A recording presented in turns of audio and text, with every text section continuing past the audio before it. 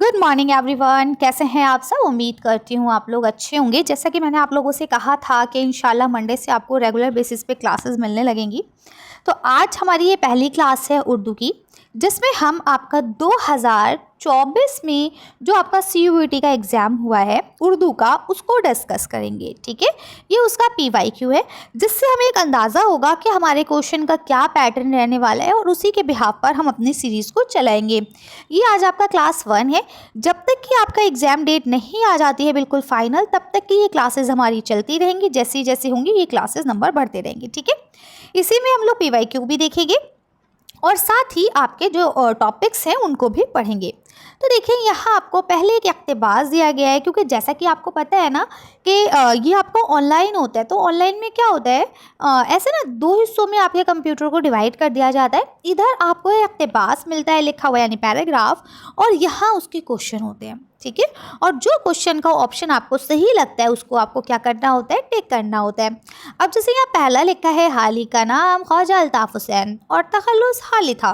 वो पानीपत में पैदा हुए। उन्होंने पानीपत और दिल्ली में तालीम हासिल की। उन्हें बाकायदा और सिलसिलावार तालीम का मौका नहीं मिला, लेकिन अपने इल्मी शौक़ और मुताले के ज़ौक़ की बदौलत उन्होंने फ़ारसी और अरबी में भी महारत हासिल कर ली थी।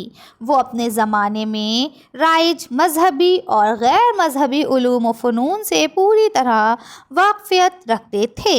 हाली के अदबी ज़ौक़ की तरकीब दिल्ली की अदबी मजलिसों और शेफ्ता और गालिब की सोहबतों में हुई थी।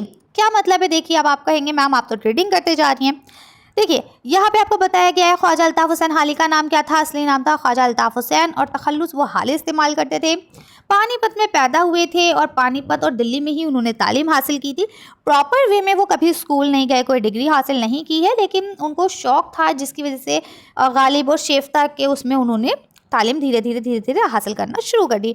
उन्हें अरबी और फ़ारसी दोनों ज़बानें बहुत अच्छे से आती थी। ठीक है, और अपने ज़माने में जो राइज था, जो उस दौर में चल रहा था, मजहबी और गैर मजहबी हर तरह के उलूम उन्हें आते थे। इसके बाद देखिए, यहाँ लिखते हैं, इन सब चीज़ों ने मिलकर उन्हें एक अच्छा शायर और साहिब बसीरत, नाक़िद और मुसन्निफ़ बना दिया, जिसकी वजह से यानी उनके अंदर शौक़ था, ज़ौक़ था, जिसके बिहाफ पर क्या हुआ कि वो एक अच्छे शायर बने, है ना। साहिब बसीरत यानी जिसके अंदर देखने की क़ुव्वत है, जो चीज़ों का गहराई से मुताला कर सकता है। ठीक है, और फिर मुसन्निफ़ बने। कहते हैं 1856 में ज़िला हिसार में वो कलेक्टर के दफ्तर में मुलाजिम हुए। ठीक, यानी कलेक्टर के दफ्तर में कब मुलाजिम हुए? 1956 में। 1856 में। 1857 के हंगामों में ये मुलाजमत जाती रही। इसके बाद वो नवाब मुस्तफ़ा ख़ान शेफ्ता से वाबस्ता हो गए और तकरीबन 8 बरस वो उनके साथ रहे। शेफ्ता की वफ़ात के बाद 1872 में वो लाहौर के गवर्नमेंट बुक डिपो में मुलाजिम हो गए। अब देखें, यहाँ आपको 3 बता दिए गए हैं कि पहले वो कलेक्टर के दफ्तर में हुए, फिर वो शेफ्ता के पास रहे, और उसके बाद फिर वो लाहौर में लाइब्रेरी में मुलाजिम हुए थे, बुक डिपो में। ठीक है, यहाँ अंग्रेज़ी किताबों के उर्दू तर्जुमे की इस्लाह की खिदमत उन्होंने अंजाम दी थी। ठीक है, 4 साल वहाँ रहे थे और उसके बाद दिल्ली आ गए थे, और दिल्ली आने के बाद एंग्लो अरबिक जो स्कूल है उसमें टीचर बन गए थे। ठीक है, 1857 नहीं, क्या लिखा है, 87। ठीक है, में रियासत हैदराबाद में उनके लिए 75 रुपये माहवारा, माहवार मतलब होते हैं जो महीने में एक बार हो, है ना, वजीफ़ा मुकर्रर कर दिया गया था, यानी उन्हें वजीफ़ा भी मिलता था, यानी स्कॉलरशिप दी जाती थी। 1891 में जब ये वजीफ़ा 100 रुपये माहवारा हो गया, हाली ने स्कूल की मुलाजमत छोड़ दी और पानीपत जाकर तसनीफ़ व तालीफ़ में के कामों में मशगूल हो गए। वहीं उनकी वफ़ात हुई, यानी पैदा भी पानीपत में हुए हैं और वफ़ात भी पानीपत में हुई है। अच्छा, अब देखिए, मैं क्योंकि आपको पढ़ा रही हूँ इसलिए मैंने आपको इक़्तिबास पढ़ के सुनाया है। अब आपके पास इतना वक्त नहीं होगा कि आप इक़्तिबास को लाइन टू लाइन पढ़ें। इक़्तिबास को पढ़ के सॉल्व करने का एक तरीक़ा होता है, एक ट्रिक होती है, जिसमें आप कम वक्त में जल्दी से जल्दी अपने इक़्तिबास को पूरा कर सकते हैं। वो ट्रिक ये है जब आपके सामने क्वेश्चन आए तो सबसे पहले आप क्वेश्चन पढ़िए हाल ही का पूरा नाम क्या था, ठीक है, और दिमाग से पढ़िए, क्योंकि देखिए आपने एक बार ये पूरा पढ़ा, फिर क्वेश्चन आया, फिर आपको याद नहीं रहेगा कि कहाँ था। भाई अगर आपके कॉपी पेन मोड में होते तो आप उसे हाईलाइट कर सकते हैं कि यहाँ मैंने ये देखा था, यहाँ मैंने ये देखा था। अब इसमें आप कैसे हाईलाइट कर पाएंगे, इसलिए इक़्तिबास को नहीं पढ़ना है, पहले क्वेश्चन पढ़ना है, क्वेश्चन पढ़ने के बाद इक़्तिबास पढ़िएगा, ठीक है। तो अब यहाँ लिखा है हाली का पूरा क्या नाम था, अभी आपने पढ़ा ख्वाजा अल्ताफ़ हुसैन हाली, तो पहली लाइन में इसका जवाब मिल गया, टिक कर दीजिए ख्वाजा अल्ताफ़ हुसैन। फिर देखिए वही इक़्तिबास यहाँ दोबारा से दिया है, मैंने अभी आपको बताया ना, क्योंकि जैसे क्वेश्चन शिफ्ट होगा तो वह इक़्तिबास भी वहाँ से चला जाता है, ठीक है। अगला सवाल देखिए, यहाँ लिखा है कि हाली जो थे लाहौर के गवर्नमेंट बुक डिपो में कब मुलाजिम हुए थे। तो आपने यहाँ देखिए पढ़ा था कि गवर्नमेंट बुक डिपो में मुलाजिम हुए थे, तो कब हुए थे, 1872 में। तो 1872 यानी 1872 पे टिक कर दीजिए। फिर से देखिए हाली का इक़्तिबास है, यहाँ लिखा है रियासत हैदराबाद ने हाली के लिए 75 रुपये माहवारी का वजीफ़ा कब मुकर्रर किया था। तो आपने पढ़ा कि हैदराबाद की तरफ से उन्हें जब वजीफ़ा मिला था 75 रुपये का, तो वो 1887 में मिला था, और अगर कहा जाता 100 रुपये का वजीफ़ा कब हुआ तो वो 91 में हुआ था, ठीक है, तकरीबन 4 साल बाद। फिर से देखिए ये हाली पर ही सवाल है, तो यहाँ अगला सवाल लेते हैं 1856। अब आपको यहाँ 1856 लिखा हुआ दिख गया, ये रहा, एक ही बार लिखा है, में हाली कहाँ मुलाजिम हुए थे। तो कहाँ हुए थे, ज़िला हिसार के कलेक्टर के दफ्तर में। तो ये लिखा है कलेक्टर का दफ्तर, तो इस पर टिक कर लिए। तो इस तरह से क्या होता है, आपको पूरा पढ़ने की ज़रूरत नहीं पड़ती। फिर से देखिए हाली से ही सवाल है, लिखते हैं हाली ने अपने इल्मी शौक़ और मुताले के ज़ौक़ की बदौलत किन बातों में महारत हासिल कर ली थी। तो कौन कौन सी ज़बानें थी जिसमें उन्होंने कर ली थी, तो अरबी और फ़ारसी। फिर से हाली का ही सवाल है, तो देखिए लिखते हैं नवाब मुस्तफ़ा ख़ान शिफ्ता से हाली कितने बरस तक वाबस्ता रहते। तो अभी आपने पढ़ा था 8 बरस तक, यानी सेकंड ऑप्शन इसका सही हो जाएगा। तो अभी तक आपने देखा कि एक इक़्तिबास आया है, तकरीबन उससे 5-7 क्वेश्चन आपसे पूछ लिए गए हैं। अब फिर आपको दूसरा इक़्तिबास दिया जा रहा है जिसमें आपको टेलीविज़न के बारे में बताया जा रहा है कि टेलीविज़न क्या था। अब आपको क्या करना है, अगेन अब आप फॉलो करेंगे मेरी बात को। यहाँ पढ़ेंगे टेलीविज़न की नशरियात का आगाज़ सबसे पहले किस मुल्क में हुआ, ठीक है। तो अब यहाँ देखिए लिखा है नशरियात का आगाज़ सबसे पहले अमेरिका में हुआ। तो अब आप क्या करेंगे, अमेरिका को टिक कर देंगे, आपका सही आंसर क्या हो गया, अमेरिका। अगला सवाल देखिए फिर उसी से है, पहले सवाल पढ़िए फिर इक़्तिबास। हिंदुस्तान में पहली बार तजुर्बाती तौर पर टेलीविज़न नशरियात कब अमल में आई। अब देखिए यहाँ तक तो आपने पढ़ ही लिया था, अब यहाँ से पढ़ने की ज़रूरत नहीं, अब यहाँ से पढ़िए। हिंदुस्तान में 1959 में पहली बार तजुर्बाती तौर पर नशरियात अमल में आई। तो अब आप किसको क्या करेंगे, 1959, ये रहा आपका 4th ऑप्शन, इसको आप टिक कर लेंगे। अगले सवाल पे आइए, फिर से फिल्मी पे, तो यहाँ पे दोबारा से सवाल पढ़िए, लिखते हैं हिंदुस्तानी टेलीविज़न पर पहली बार तफरीही प्रोग्राम का आगाज़ कब हुआ, यानी तफरीह के लिए प्रोग्राम कब चलाए गए, ठीक है। तो एक काम कीजिए, इसको करने का तरीका ये होता है, जैसे अब यहाँ 59 है, आप ज़रा 59 देखिए, तो 59 में तो हिंदुस्तान में हुआ था, तो इसे काट दीजिए। दूसरा देखिए 65 लिखा है, यहाँ 65 देखिए क्या लिखा है कि अगर आप यहाँ से आ जाएं तो लिखते हैं 65 से रोज़ 1 घंटे का प्रोग्राम लिखाया जाता था, अच्छा सॉरी दिखाया जाता था, ठीक है। तो मेरे ख्याल में ये भी नहीं होना चाहिए। 82 में देखिए, 82 में लिखते हैं यहाँ पे इनकलाबी तब्दीलियाँ आ गई थी, ठीक है, और इसको शुरू कर दिया था, हिंदुस्तान में देखा जाने लगा था, ये सारी बातें हो गई। ये भी नहीं होगा। 84 वाला देखिए ज़रा एक बार, 84 कहाँ गया, ये देखिए यहाँ लिखा है 84 में हिंदुस्तान का पहला टीवी सीरियल आया था, ठीक है, हिंदुस्तान का पहला टीवी सीरियल आया था 84 में। अच्छा हम लोग ने 65 देखा नहीं था, देखिए यहाँ लिखा है 65 में कि 1965 में पहली बार कुछ तफरीह के प्रोग्राम आए। तो ये 65 यानी ऑप्शन नंबर जो सेकंड है यही आपका सही ऑप्शन है।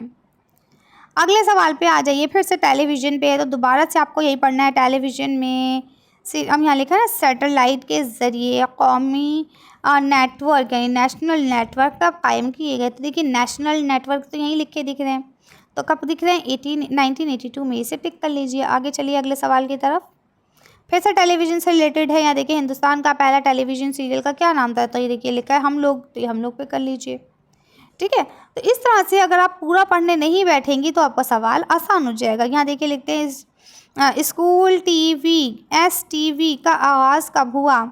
तो अब STV का आगाज़ कब हुआ है, स्कूल टीवी देखिए यहाँ लिखा हुआ है 61 में स्कूल टीवी का आगाज़ हुआ। तो यहाँ आप टिक कर दीजिए 61 को, ठीक है, अगले सवाल पे आ जाइए। अब देखिए यहाँ पे दूसरा पैराग्राफ आ गया। ये टोटल आपके अभी तक तीसरा पैराग्राफ शुरू हो रहा है। इसमें लिखते हैं उर्दू के बारे में है, तो लिखते हैं यूसुफ खान कंबलपोश ने किस सफ़रनामे में लंदन की आब हवा, नई नई इजादात और वहाँ के बाशिंदों का निखत नहायत ही दिलचस्प अंदाज में किया है। ठीक है, तो अब बताइए किसके बारे में किया। अच्छा सॉरी जिक्र है ये एक तो टाइपिंग इतनी ख़राब है ना, क्या ही करें। ठीक है, तो अजायबात यहाँ पे जो आपका यूसुफ खां कंबरपोश का है तो वो कौन सा है, अजायबात फ़रंग। ठीक है, तो इसी पे ही टिक कर दीजिए, फर्स्ट ऑप्शन जो है वो सही हो जाएगा। अगला सवाल देखिए, यहाँ लिखा हुआ है मुसाफिराने लंदन किसका सफ़रनामा है। तो मुसाफिराने लंदन जो है वो सर सैयद अहमद का है सफ़रनामा। ये देखिए ये लिखा।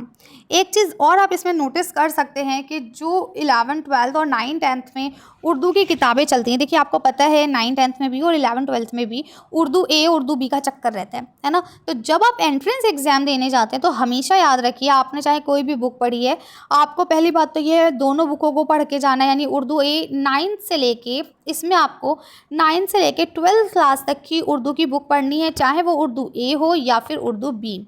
उर्दू भी तो आपकी बहुत आसान होती है, एग्जाम्स में उर्दू ए से पूछा जाता है। 9th 10th 11th 12th चारों को पढ़नी है। अभी हम आपको दिखाएंगे पेपर में कि किस तरह से फहरिस्त से सवाल पूछे जा रहे हैं। जैसे आपसे पूछ लिया जाएगा, बताओ कालू भंगी जो अफसाना है वो किसका है ना, लाजवंती अफसाना किसका है बताओ। ये आपसे पूछा जाएगा कि भाई मुझे बताइए मीर तक़ी मीर क्या है, मतलब अफसाना निगार हैं, गज़ल गो हैं, मसनवी निगार हैं या फिर क्या है, उनकी मेन मकबूलियत की वजह क्या है। तो ये सारी चीज़ें हम लोग डिस्कस करेंगे क्लास वाइज। आज पहली क्लास हो रही है, दुआ कीजिए कि भाई मैं सेहतयाब रहूँ और मेरे ऊपर कोई इस तरह से काम ज़्यादा ना आए, ताकि मैं आप लोगों को रेगुलर बेसिस पे वीडियोस देती रहूँ। हो सकता है आपकी बीच में एक आध दिन वीडियो ना आ पाए, क्योंकि मेरी कज़िन का जो है आपको पता है कि उसकी शादी है। ठीक है, तो हो सकता है मैं थोड़ा उसमें मसरूफ़ हो जाऊं, लेकिन पूरी कोशिश करूंगी कि आपके लिए वक्त ज़रूर निकालूं, है ना। तो चलिए फिर हम पढ़ते हैं आगे।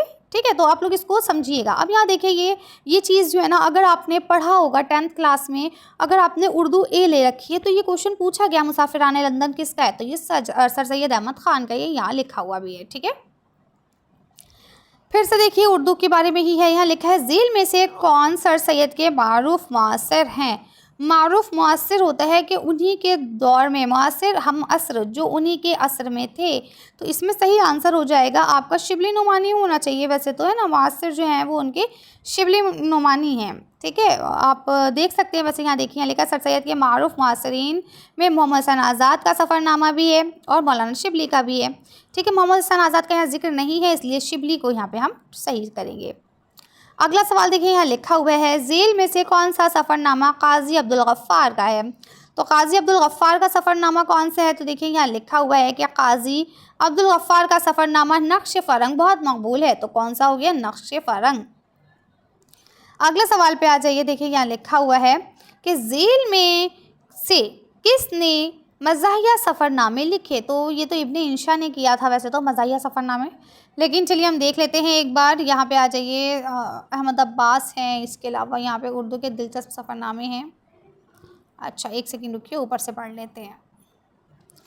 देखिए यही लिखा हुआ है ये रहा कि उर्दू में चंद मज़ाहिया सफ़रनामे भी लिखे गए हैं, जिनमें इब्ने इंशा, शफ़ीउर रहमान और मुज्तबा हुसैन के सफ़रनामे काबिल ज़िक्र हैं। तो अब देखिए इसमें से जो नाम आपको दिया गया है वही हमारा आंसर सही हो जाएगा। इब्ने इंशा तो दिया नहीं गया, तो यहाँ पे देखिए इब्ने इंशा नहीं है तो ये नहीं हो सकता।